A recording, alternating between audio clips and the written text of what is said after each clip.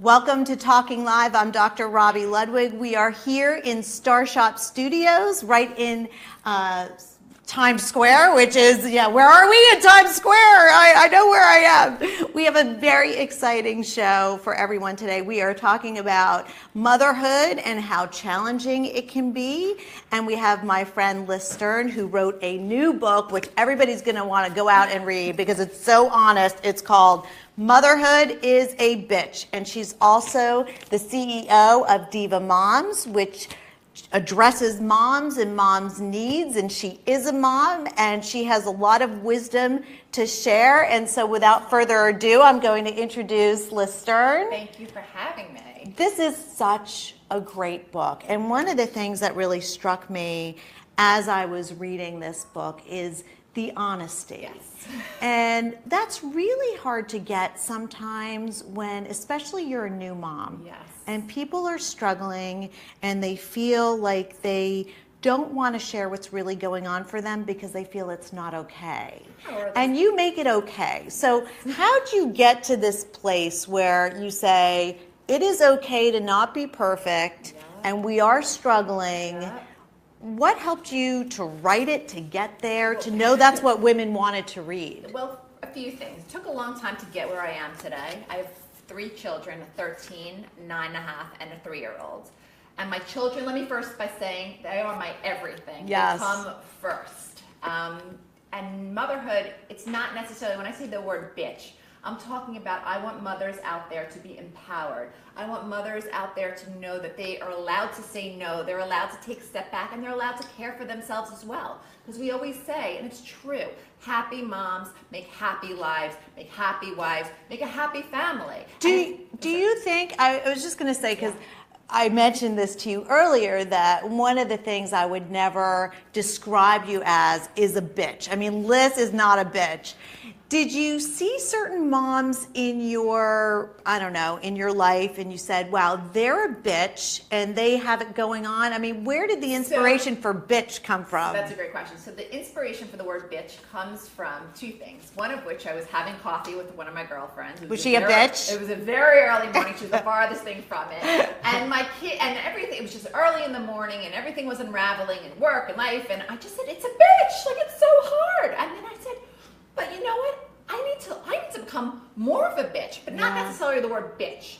I need to just sometimes learn to say no. I need to learn to take a step back. I need to learn not to be a doormat and to not let everybody else's needs come before mine. Mm-hmm. And even in the book, the way that we spell it out, the word bitch, when we say embrace the bitch, it's not the bitch that necessarily when you think of the word it is. It's more about, think about every woman out there that's successful. Everybody from Beyonce, J-Lo, Madonna, Hillary Clinton. What have they all been called in their lives? A bitch. A bitch. But don't you think women, it's interesting. It's an interesting paradox because aren't women bitchier than men in some ways? Don't they? No? That's what they say, but I don't. I'll tell you why I think it is a little bit the case, because we connect on an intimate level. Yes. And so when somebody hurts our feelings, we might have a stronger reaction and want to set those limits or counterattack. 100%. Yeah. So really quickly, I just want to say this. Tell me what bitch is. You redefine it. How we're redefining the word bitch. Be the woman you want to be. Visualize her. The first step to your bitchy mama metaphorsis is channeling the vibe. Get your head in the game. If you think I'm a doormat, you'll be a doormat. If you believe I am a queen, you will rock a regal attitude in everything that you do. I initiate. Saying you're going to change is nice, but useless. Kind of just like whatever. You need to actually take some action and baby steps. 1 day at a time. Lay out a list of how you're going to do things differently. For me, it started with getting my tushy back to the gym at least once a week. That was doable. Making just one small move in the right direction will get you on the right track. T, time out. This is one of the most important rules of being a bitch. Give yourself a timeout whenever you need it. You'll learn later how, and you should learn to indulge and pamper your body and soul. But for starters, take 10 minutes out of your day to simply just breathe. Mommies don't have a timeout chair where we can go to de-stress and quiet our minds. I've been known to hide and go walk in my closet for 10 minutes, Robbie, just to literally I take hear a deep breath. Listen, the bathroom is my favorite place. I close the door. It doesn't mean that people don't walk in, but it's like I figure maybe people won't walk in and will leave me alone. It's like a meditative shrine. Sometimes you just need to like reconnect, take a deep breath, and just be. And then C, which is care. Mommies are nurturers all the time. We're caring for everybody and everybody else's needs in our lives. But what about ourselves? I want all the mothers out there to care. Just take a little bit time to care. More, and Finding Dory doesn't count. We need to just really and of course take care of everybody else, but take care of our needs as well. And make yourself a priority too. It's so important. And the last part of this is H, help. Ask for it, demand it, hire it. We're not super women. Everybody thinks that moms can do it all, should do it all. And at the end of the day, it's okay to ask for help. I'm big on that because nobody is a one-man band and we all need help. But I guess the thing is it has to be safe to ask for help. And I was saying to you that, guilt is a big issue that mothers deal with. Do you think it is harder for women, let's say, who might say to themselves, finances is a real issue, and I don't have the money to care for myself maybe the way you do, or that's really nice for people who have a lot of resources, but what about the person that is really struggling? How do they get in touch with their inner bitch? So they're in this book too. Everybody is in this book, and to get into her inner bitch, that person, when I say ask for help, I don't necessarily mean hire a nanny or hire a babysitter. You can ask a neighbor. You can ask a family member. The worst that I always say can happen is somebody's going to say, no, I'm too busy. But you can always ask. And what about a girlfriend? What about somebody that lives down the block from you, somebody in your building that you trust? Or you barter. Absolutely. Say, listen, I'm going to help you out one night and maybe you can help me out another night. And I think that's what friends do. And I think that's what family members do too. I mean, I know that my mother has been a very important role with me as a working mom and raising my children. I do. I ask her for help. And if she says she's too busy, I'll go to a friend or I'll ask somebody else. But that is important to know, though, that you can ask for it. And that you should ask for it. Because we can't do it all. And then another example, taking 10 minutes out of your busy day. I'm not talking about necessarily going to the salon and getting your hair done and stuff like that. I'm talking about going for a cup of coffee, taking a walk around the block with a girlfriend, going to the park, putting on a pair of headphones, or just talking to each other. Right. Take a 10-minute bubble bath at night. It costs no money. Or just take a shower. Just stand in the shower. Sometimes a shower. A shower that you need. Yeah. But there are little things that you can do to improve the quality of life and again, just take that moment to breathe. How important are husbands as a part of this picture? Or maybe ex-partners, whatever the situation may be, because that also can make a big difference. Yes. What's been your experience with that? There are a lot of different situations out there. I have a lot of friends that are single moms. I have a lot of friends that are divorced. I have a lot of friends that are married, happily, unhappily. So it's all about what works best for you. For me personally, and it's a big part of my book, I had to make time to make my marriage okay and good. And I needed to put the effort into it. I needed to say to my husband, he's working all the time, I'm working all the time. You know what? We need once a week to take a date night. Whether or not it's just going to the movie, whether or not it's going across the street to the diner to have a cup of coffee, whatever it may be, we needed that once a week. And he agreed, and he got it, and he saw that. The important part too about a marriage is you need to have communication. Yeah. You need to have honesty. You need to respect the person. I think you need to be able to bitch to your partner in a way that's not blaming. Yes. And just say, I'm really overwhelmed, or I'm feeling really depressed, or I'm feeling really lost. Yep. What role do you think competitiveness comes into play? Because sometimes moms can be tremendously supportive of one another, and sometimes there can be that competitive component, perhaps without them even realizing it. And I know you and I have talked about the competitive moms that are out to strive for the best. where does that come in terms of women supporting each other and getting in touch with taking care of yourself and connecting? So in the book, we actually talk about, there's a whole chapter about your friends and about who to get rid of, right? Your frenemies, who to keep close, who to keep near. We talk about also really realizing there's a certain point, at a certain point in your life when you say, I don't want the negativity anymore. Yeah. Or I really want to be around myself. I want to be around with good well-wishers. Like you have always cheered me on. You've always, no, but there are certain I'm people, so proud of my friends. I'm so proud of them. there are certain people that are just truly well-wishers. Yeah. And if they're not, then they're not your friends. And you know what? I feel like in this part of our lives, at this stage, they don't have to be our friends. You know, I've noticed so much, like it's great when someone can be there for you when you're down, but then when that same person can't celebrate with you. And actually Wendy Sachs, a mutual friend of ours who just came out with her own book, amazing book, spoke a lot about that. She said that, you know, she was a little bit disappointed when some of the moms, you know, who she thought were her really good friends, she didn't feel that excitement. And sometimes it's just in a look. Yeah, you know, I've also come to just realize that not everybody's going to wish you well. Yeah. Right? Not everybody's going to want to see you succeed. But again, at the end of the day, just know what's important to you and know who those people are when you're up and when you're down, because you will have those few friends. It's like the same thing. I have that conversation with my 13-year-olds all the time.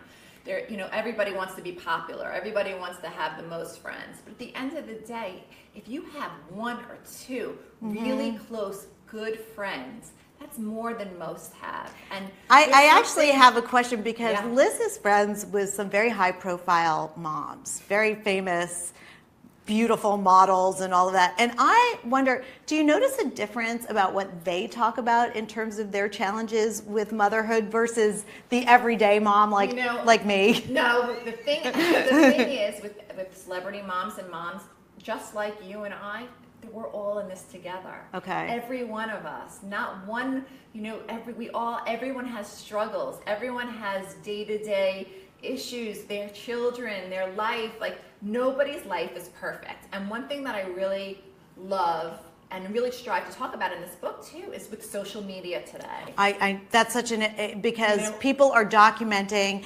What role has that played with our idea about motherhood versus what it really is? What's going on there? You know, again, listen, I look on people's Instagram pages. Every meal they cook is perfect. Everything they do is perfect. You're definitely not talking about my Instagram page. It's not mine. Life. And you know, that's what the book really is also about, is that, and my mother once taught me a really good life lesson.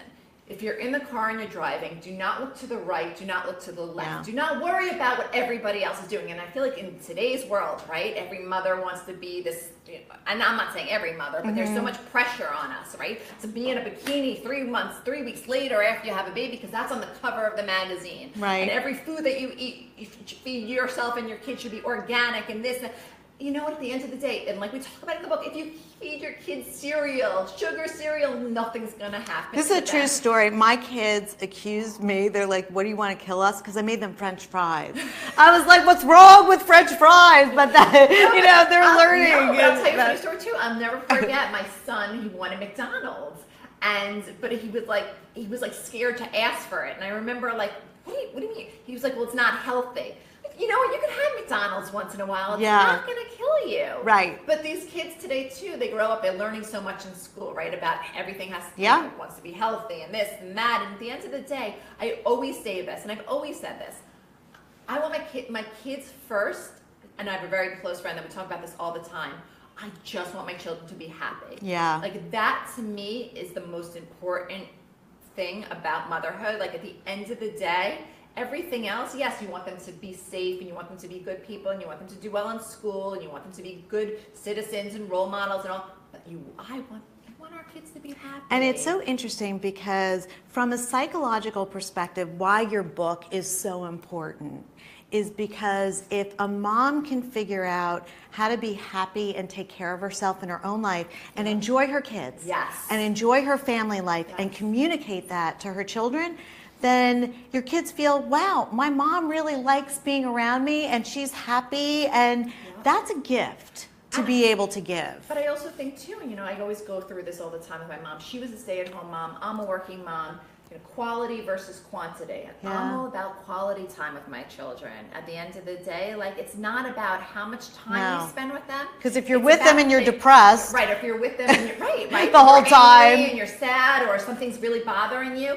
And also something that we really put in the book too is that it's okay to ask for help, to talk to your friends. Yeah. Pick up the phone. Send an email, send a text, say, I need to meet you. I need to see you tomorrow morning. But do you figure out which friend to talk to? Yes. Because there are some who you'll talk to, and maybe they will talk to the whole planet for. Yes. You have to know who you have to be careful. And maybe those friends are useful because they're like PR people. Yes. If you want to get the word out, there's certain people you tell, and if you don't, you need to know who your inner circle is. Yeah. And you need to really know who to trust. And What that about- is so key and so important, but not just with mothers, with everybody Yeah. in general. Yeah, because we can learn from one another if we're honest and open. 100%. Are you concerned when you put this book out there about the mommy shamers? Because that's been really big. I don't know if you read it. Sometimes I do, because it's kind of honest and comical. But you get an article like about a celebrity person, and then you read the comments underneath about the mommy shaming or the tweeting. Yes, I'm sure. Does that play into this at all? I'm sure they're going to be haters are going to hate. I'm sure people are going to have terrible things to say about, is she a bitch? She's a bitch. The reality of this has nothing to do, again, with being a bitch. This is about taking a step back, learning how to say no, asking for help, and just enjoying what motherhood really should. Or just the chaos. And every day there's chaos. And so, people can sit behind a computer like they do, and they could write negative things and bad things. And if that's what they choose to do, then I actually kind of feel sorry for them, because maybe they should pick up the book and embrace it and read it and have a giggle or a laugh or two. Do you think that social media has made it harder or easier for moms out there with some of the posts? Because, friendships can be lost over posts. We've talked about this here in terms of politics, where people were talking about their political feelings and all of a sudden dropping in numbers of friends. But also like those perfect vacation photos or...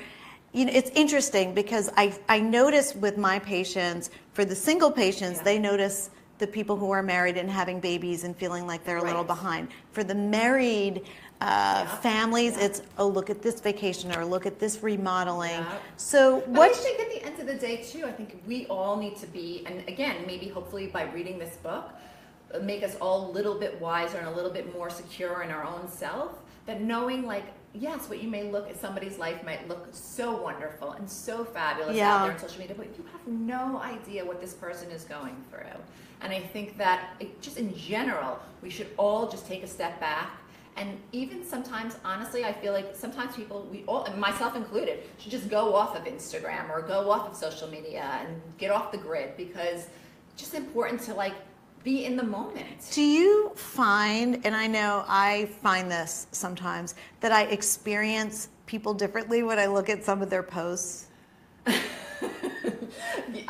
me an example. No, because I do. Either if somebody is doing too many brag posts, or even if it's too political, or I don't really have an issue with the food posts because I'm usually hungry and I'm just interested in what people are taking pictures and posting. I mean, listen, if that's what makes somebody happy, if they feel that they need to show every minute of every day, then that's fine and that's great for that person. At the end of the day, there's a lot of stuff I don't do on social media because they're just, me personally, I don't think that it's so fabulous. There are certain things. People, that certain things that nobody needs to know. Actually, it's probably the most important things don't get posted.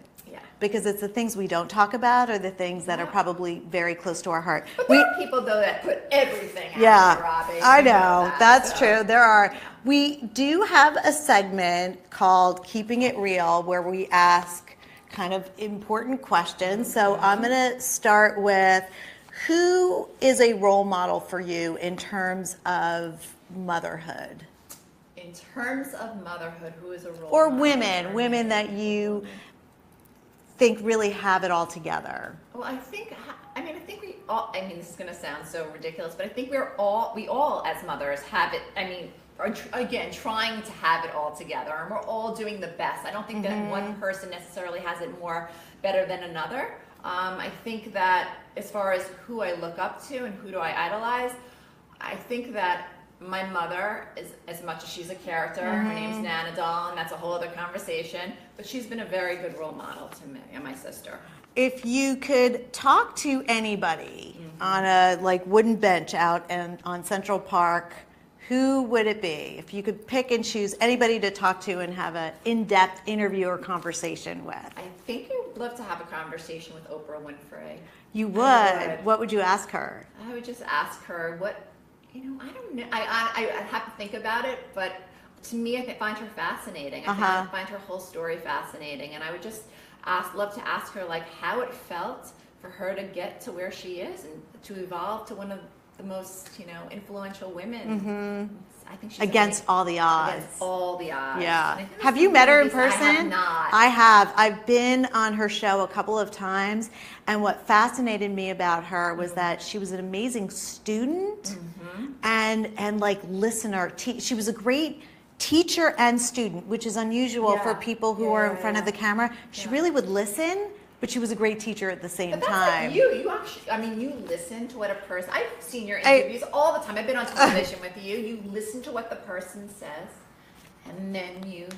well, it's being a therapist, so it's like I like hearing what people have to say because it's interesting and it's revealing, and I think people are really interesting, and it's interesting to me to see how different mothers handle different things, the glamorous mothers, the not so glamorous.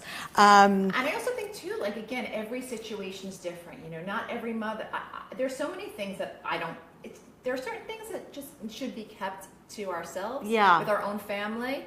And I think that's important too. Like just everything of every minute does not need to go out there. Right. And as your kids get older, just even asking them what they feel comfortable sharing or not. Yeah, even my 13-year-old's very adamant about it. Even with other family members, I think that's really important. So as we're coming to a close, what advice, if we had to list 5 things for people out there to try, in addition to getting your book and checking you out, because it really is a gift. It's wonderful to read something that's so honest and revealing and relatable, very relatable.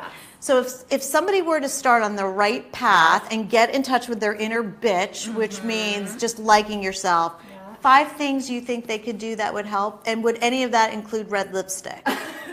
You're so cute. Or eyelashes. Well, I love my eyelashes and I love a little lipstick, but you don't have to wear red. You can wear pink. You know what everybody else says, put a little blush on your face. It can't hurt, right? Yeah. To make you a little bit brighter for the day. But I think 5 little baby steps that each person can do is 1, start off with, again, just teaching yourself how to breathe. Take that deep breath each and every morning when you wake up. And something I learned from my friend June Ambrose, she said, wake before the quick.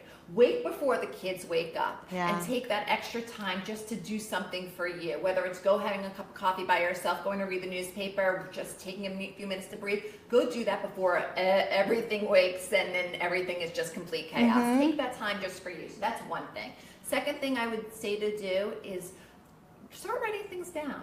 Start just keeping like a little journal or a little notepad or something, just where little things that you want to make better in your life. So just even and in the back of the book, you can do that.